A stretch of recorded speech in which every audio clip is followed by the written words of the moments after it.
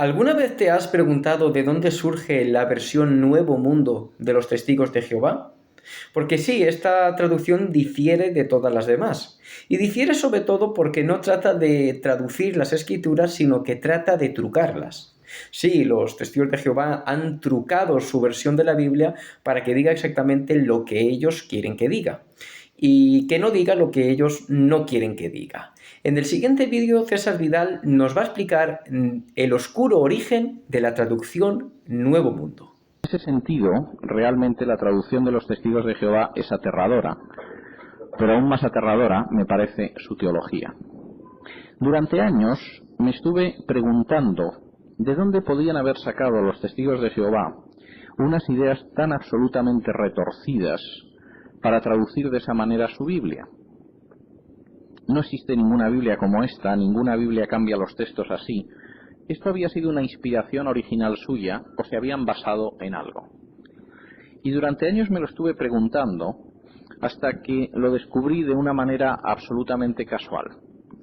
Cuando los Testigos de Jehová mencionan su traducción torcida de Juan 1.1, solamente se apoyan en otra versión que es igual, una versión que es la versión de Johannes Greber, que según ellos era un sacerdote católico. Estuve buscando la versión de Johannes Greber, pues removiendo Roma con Santiago, como decimos ahí en España, a ver si podía encontrar cómo alguien había podido traducir tan mal como ellos el Nuevo Testamento. Y un día, casualmente, la versión de Johannes Greber cayó en mis manos. Y era una versión curiosa, porque el autor decía que había recibido una ayuda especial a la hora de traducir su versión. Les voy a leer lo que dice Johannes Greber de su traducción, una traducción que se parece como una gota de agua a otra gota de agua a la versión del Nuevo Mundo, la versión de los Testigos de Jehová. En el prólogo de su traducción del Nuevo Testamento, Johannes Greber dice así: muchas contradicciones entre lo que aparece en los rollos antiguos y el Nuevo Testamento surgieron y fueron tema de las oraciones de Greber, de las oraciones constantes de Greber, pidiendo guía. Greber se encontraba con que lo que él pensaba y lo que veía en el Nuevo Testamento era distinto, de modo que oraba pidiendo guía. Fíjense a quién oraba pidiendo guía. Oraciones que fueron contestadas y las discrepancias clarificadas por el Espíritu Mundial de Dios. La esposa de Greber, una medium del Espíritu Mundial de Dios, fue a menudo el instrumento para dar las respuestas correctas de los mensajeros espirituales al pastor Greber. Johannes Greber había sido un sacerdote católico, pero después se hizo espiritista.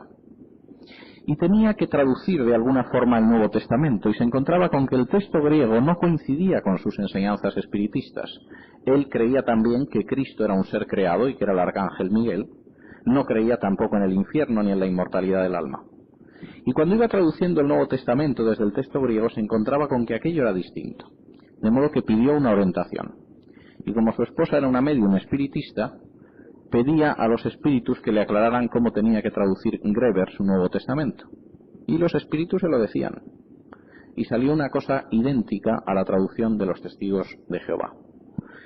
¿Y sabían los Testigos de Jehová que efectivamente Greber era un espiritista? Pues sí. Aparece en distintas publicaciones de ellos diciendo que efectivamente era un espiritista.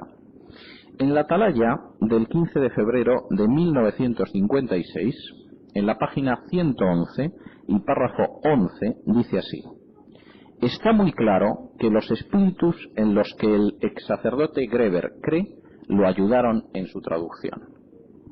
Pero pese a que sabían que era un espiritista, pese a que sabían que había espíritus demoníacos que le habían ayudado en su traducción, ellos editaron la versión del Nuevo Mundo, que era idéntica a la versión espiritista de Greber.